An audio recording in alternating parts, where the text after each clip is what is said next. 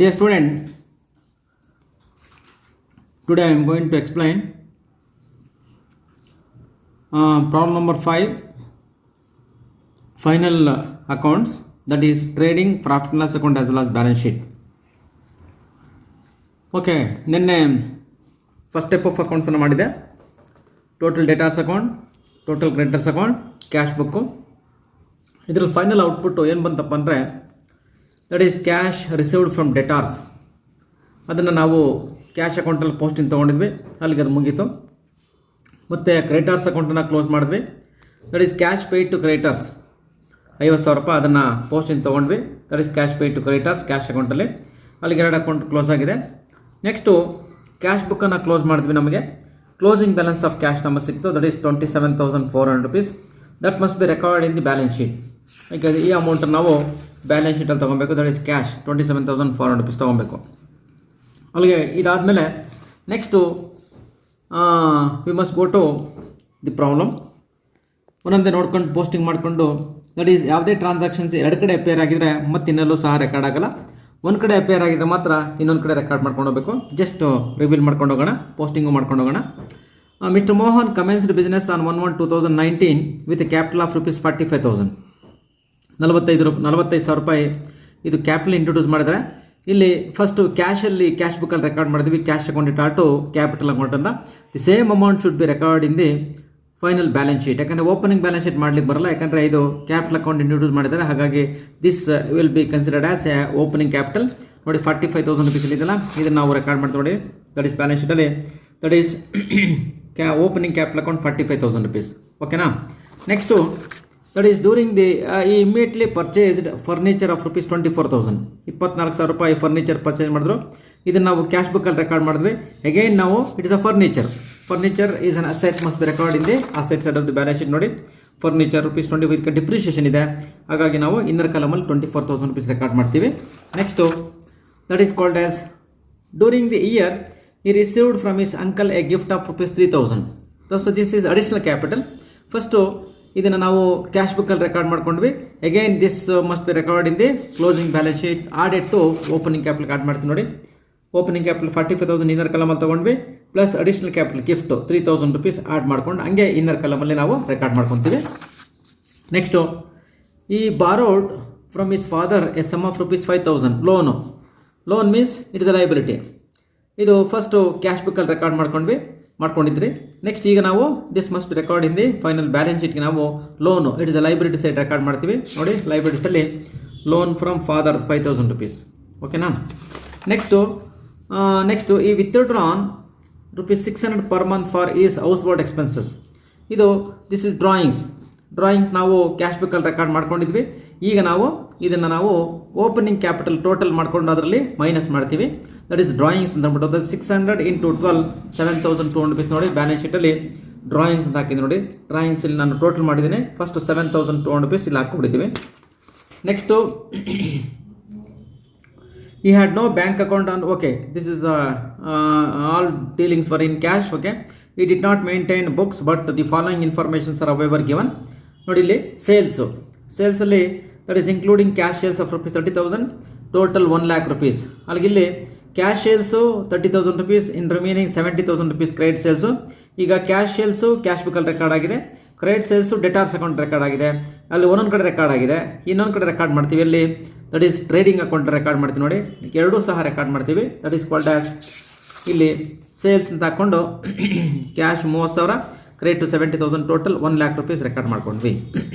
ಓಕೆನಾ. Next purchases. So ಪರ್ಚೇಸಲ್ಲಿ ಇಲ್ಲೂ ಸಹ ದಟ್ ಈಸ್ ಕ್ಯಾಶ್ ಪರ್ಚೇಸ್ ಇದೆ ಮತ್ತು ಕ್ರೆಡಿಟ್ ಪರ್ಚೇಸ್ ಇದೆ. ಕ್ಯಾಶ್ ಪರ್ಚೇಸು ಕ್ಯಾಶ್ ಬುಕ್ಕಲ್ಲಿ ರೆಕಾರ್ಡ್ ಮಾಡ್ಕೊಂಡಿದ್ದ, ಕ್ರೆಡಿಟ್ ಪರ್ಚೇಸು ಕ್ರೆಡಿಟರ್ಸ್ ಅಕೌಂಟಲ್ಲಿ ರೆಕಾರ್ಡ್ ಮಾಡ್ಕೊಂಡಿದ್ದೀರಾ. ಈಗ total must be record in the trading account. ನೋಡಿ ಟ್ರೇಡಿಂಗ್ ಅಕೌಂಟಲ್ಲಿ 2 purchases, ಕ್ಯಾಶು 10,000, ಕ್ರೆಡಿಟು 65,000. ಇದು ಇನ್ನೊಂದು ಕಲಮಲ್ಲೇ ತೊಗೊತೀವಿ, ಯಾಕಂದರೆ ಇನ್ನೊಂದು ಅಡ್ಜಸ್ಟ್ಮೆಂಟ್ಸ್ ಇದೆ. ಅದು ಪೋಸ್ಟಿಂಗ್ ತೊಗೊಂಡ ಆಮೇಲೆ ನಾನು ಔಟ್ರ್ ಕಲಮಲ್ಲಿ ರೆಕಾರ್ಡ್ ಮಾಡ್ಕೊತೀವಿ. That is called as purchases.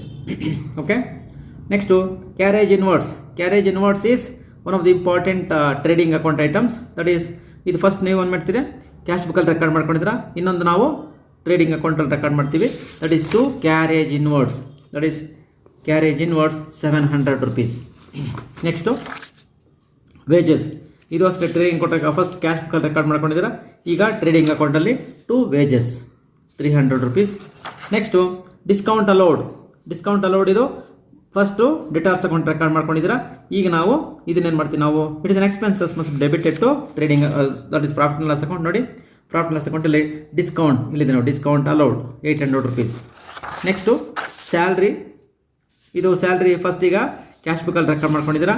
Again it must be record in the that is P and account salaries because this are all expenses. Bad debt is written off. Bad debt written off is first trading account that is debtors account record ಮಾಡ್ಕೊಂಡಿದ್ದೀರಾ. Then it is also a loss must be debited to trading profit loss account. ನೋಡಿ bad debts ಇಲ್ಲಿಂದ ನೋಡಿ, bad debts ₹1500. Next trade expenses, advertisement expenses, ಇವೆರಡು ಸಹ expenses. First cash ಬುಕ್ಕಲ್ಲಿ record cash account record ಮಾಡ್ಕೊಂಡಿದ್ದೀರಾ. Again these two are expenses must be record in the profit and loss account. ನೋಡಿ trade expenses as well advertisement. ಓಕೆನಾ, because these are all expenses as well as losses. Next aspect is ಈ used goods worth ₹1300 for personal purpose. ನೋಡಿ ಇಲ್ಲಿ goods ನಾವು personal purpose use ಮಾಡ್ಕೊಂಡ್ರೆ ಅದು ಸಹ ಡ್ರಾಯಿಂಗ್ಸೇ. But ಏನಾಗುತ್ತೆ, ಕ್ಯಾಶಲ್ಲಿ ರೆಕಾರ್ಡ್ ಆಗಲ್ಲ. ಇದೇನು ಮಾಡ್ತೀವಿ ನಾವು, ಈ ಗೂಡ್ಸ್ ನಾವು ಪರ್ಚೇಸ್ ಮಾಡಿರ್ತಕ್ಕಂಥದ್ರಲ್ಲಿ ನಾವೇನು ಮಾಡ್ತೀವಿ, ಅಷ್ಟು ಅಮೌಂಟ್ ಆಫ್ ಗೂಡ್ಸನ್ನು ನಾವು ವಿತ್ಡ್ರಾ ಮಾಡ್ಕೊಂಡಿವಂದ್ರೆ ಪರ್ಚೇಸಲ್ಲಿ ಮೈನಸ್ ಆಗುತ್ತೆ. Again same amount must be deducted from opening capital. ಓಕೆನಾ, ನೋಡಿರಿ ₹1300 ನೋಡಿ ಪರ್ಚೇಸಸಲ್ಲಿ ಡ್ರಾಯಿಂಗ್ಸ್ ಗೂಡ್ಸ್ 1300 ಮೈನಸ್ ಮಾಡಿದ್ವಿ. Again that must be record must be deducted from net profit that is ಕ್ಯಾಪಿಟಲಲ್ಲಿ ದಟ್ ಈಸ್ ₹1300. ಕರೆಕ್ಟಾ? ನೋಡಿ ಈ ಡ್ರಾಯಿಂಗ್ಸನ್ನು ನಾನು ಟೋಟಲ್ ಮಾಡ್ಕೊಂಡಿದ್ದೀನಿ. ನೆಕ್ಸ್ಟ್ ಆಮೇಲೆ rupees unpaid ₹500 to his son for exam and college fees. ನೋಡಿ ಇದು ಡ್ರಾಯಿಂಗ್ಸ್ ಕ್ಯಾಶ್ ಯೂಸ್ ಮಾಡ್ತೀವಿ. ಕ್ಯಾಶ್ ಬುಕ್ಕಲ್ಲಿ ರೆಕಾರ್ಡ್ ಮಾಡ್ಕೊಂಡು ಕ್ಯಾಶ್ ಬುಕ್ಕಲ್ಲಿ ರೆಕಾರ್ಡ್ ಆಗಿದೆ. Again this amount must be deducted from opening capital. ನೋಡಿ ₹500. ಓಕೆನಾ.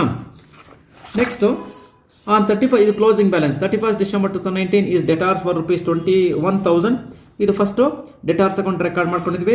ಈಗ ಏನು ಮಾಡ್ತೀವಿ ನಾವು, that must be record in the balance sheet. ನೋಡಿ ಡೆಟಾರ್ಸ್ ಏನು RBI ಇಲ್ಲ, ಹಾಗಾಗಿ ನಾವು ಔಟರ್ ಕಲಮಲ್ಲಿ ತಗೊಂಡಿದ್ದೀವಿ. Next closing balance of creditors. ಇದು ಯಾವುದು ಅಡ್ಜಸ್ಟ್ಮೆಂಟ್ಸ್ ಇಲ್ಲ, ಹಾಗಾಗಿ ಇದನ್ನು ಡೆಟಾರ್ಸ್ ಕ್ರೆಡಿಟರ್ಸ್ ಅಕೌಂಟ್ ರೆಕಾರ್ಡ್ ಮಾಡ್ಕೊಂಡಿದ್ದಾರೆ. Because it is a liability must be recorded in the liability side of the balance sheet. Next stock in trade was valued at ₹10,000. Closing stock ಎಲ್ಲಿ record ಮಾಡಿದ್ದೀರಾ? Closing stock ನಾವೆಲ್ಲೂ record ಮಾಡಿಲ್ಲ. ಈಗ trading ಅಕೌಂಟಲ್ಲಿ ಮತ್ತೆ balance sheet ನೋಡಿ, trading ಅಕೌಂಟಲ್ಲಿ by closing stock 10,000. Again that amount must record in the balance sheet. Again furniture is to be depreciated by 10%. ಈಗಾಗಲೇ ಫರ್ನಿಚರ್ ನಾವು ತೊಗೊಂಡಿದ್ರಿ ನೋಡಿ, ಇನ್ನರ್ ಕಲಮಲ್ಲಿ ಹಾಕೊಂಡಿದ್ದೀರಾ 24,000. 10% ಡಿಪ್ರಿಷಿಯೇಷನ್ ಮಾಡ್ಕೊಳ್ಳಿ 2,400. ಔಟರ್ ಕಲಮಲ್ಲಿ 21,600. This ₹2,400 is a loss must be debited to profit loss. ನೋಡಿ depreciation on furniture 10% on 24,000 ₹2,400. ಓಕೆನಾ. ಈಗ ನೋಡಿ ಎಲ್ಲ ಐಟಮ್ಸ್ ಮುಗಿದಿದೆ. ಈಗ ಒಂದೊಂದೇ ಕ್ಲೋಸ್ ಮಾಡ್ಕೊಂಬಂದು ಏನಿಲ್ಲ. ಈಗ ಫಸ್ಟು ಟ್ರೇಡಿಂಗ್ ಅಕೌಂಟ್ ಕ್ಲೋಸ್ ಮಾಡ್ಕೋಣ. ಓಪನಿಂಗ್ ಸ್ಟಾಕ್ ಇಲ್ಲ, ಸಮಸ್ಯೆ ಏನಿಲ್ಲ. ಏನಿದೆ ಅಷ್ಟು ಐಟಮನ್ನು ನಾವು ಪೋಸ್ಟಿಂಗ್ ತೊಗೋತೀವಿ. ಈಗ ಇದು ಪರ್ಚೇಸಲ್ಲಿ 75,000 ಇತ್ತು, -1,300 ಮೈನಸ್ ಮಾಡಿ ಇದನ್ನು ಔಟರ್ ಕಲಮಲ್ಲಿ ತಗೊಳ್ಳಿ 73,700 ಬರ್ತದೆ. ಇನ್ನು ಇಲ್ಲಿ ಕ್ಯಾಶು ಸಹ ಟೋಟಲ್ ಮಾಡ್ಕೊಂಡು ದಟ್ ಈಸ್ ಕ್ಯಾಶ್ ಸೇಲ್ಸು ಮತ್ತು ಕ್ರೆಡಿಟ್ ಸೇಲ್ಸ್ ಎರಡು ಟೋಟಲ್ ಮಾಡ್ಕೊಂಡಿದ್ದೀವಿ. ಈಗ ಕ್ರೆಡಿಟ್ ಸೈಡ್ ಜಾಸ್ತಿ ಇದೆ, 1,10,000 ಇದೆ. ಅದನ್ನು ಡೆಬಿಟ್ ಸೈಡ್ ಕ್ಯಾರಿ ಮಾಡಿಕೊಂಡು ಡಿಫರೆನ್ಸ್ ಮಾಡ್ಕೊಂಡ್ವಿ. That is ₹35,300 is gross profit. Gross ಪ್ರಾಫಿಟನ್ನು ನಾವು P&L ಅಕೌಂಟ್ಗೆ ಬ್ರಾಡ್ ಫಾರ್ವರ್ಡ್ ಮಾಡ್ಕೊಂಡ್ವಿ 35,300. ಈಗ ನೋಡಿದೆ, ಈಗ ಡೆಬಿಟ್ ಸೈಡು ಎಲ್ಲ ಎಕ್ಸ್ಪೆನ್ಸಸ್ ಲಾಸಸ್ ಇದೆ. ಈಗ ನೋಡಿಕೊಂಡಾಗ ನಮಗೆ ಕ್ರೆಡಿಟ್ ಸೈಡ್ ಜಾಸ್ತಿ ಇದೆ 35,300. ಅದನ್ನು ಡೆಬಿಟ್ ಸೈಡ್ ಕ್ಯಾರಿ ಮಾಡಿಕೊಂಡಾಗ ಡಿಫರೆನ್ಸು 21,000 ಬಂತು. That ₹21,000 is net profit. ಓಕೆನಾ.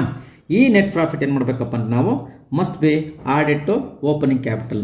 ನೋಡಿ ಓಪನಿಂಗ್ ಕ್ಯಾಪಿಟಲ್ ಅಡಿಷನಲ್ ಕ್ಯಾಪಿಟಲ್ ಇದೆ plus 21,000 is a net profit. ಇದನ್ನು ಆ್ಯಡ್ ಮಾಡ್ಕೊಂಡ್ವಿ 69,000 ಬಂತು. ಈ 69,000ಗೆ ಡ್ರಾಯಿಂಗ್ಸು ನಾನಾಗಲೇ ಪ್ಲಸ್ ಮಾಡಿದ್ದು 7,200 ಪ್ಲಸ್ 500 ಪ್ಲಸ್ 1,300 ಟೋಟಲ್ 9,000 ಬರುತ್ತೆ. ಈ 9,000 ಮೈನಸ್ ಮಾಡಿದ್ರೆ ನೆಟ್ ಕ್ಯಾಪಿಟಲ್ ₹60,000. ಓಕೆನಾ. ಈಗ ಸಂಧಿ ಕ್ರೆಡಿಟರ್ಸ್ ಇತ್ತು, ಲೋನ್ ಇತ್ತು. ಈ ಕಡೆ ಕ್ಯಾಶು, ಡೆಟಾರ್ಸು, ಸ್ಟಾಕು, ಫರ್ನಿಚರ್ ಹಾಕೊಂಡ್ವಿ. ಟೋಟಲ್ ಮಾಡ್ಕೊಂಡಾಗ ಬೋತ್ ಸೈಡ್ 80,000 ಟ್ಯಾಲಿ ಆಗುತ್ತೆ. ಕರೆಕ್ಟಾ? This is how we can calculate as well as we can prepare final accounts. ಓಕೆನಾ? ರೈಟ್.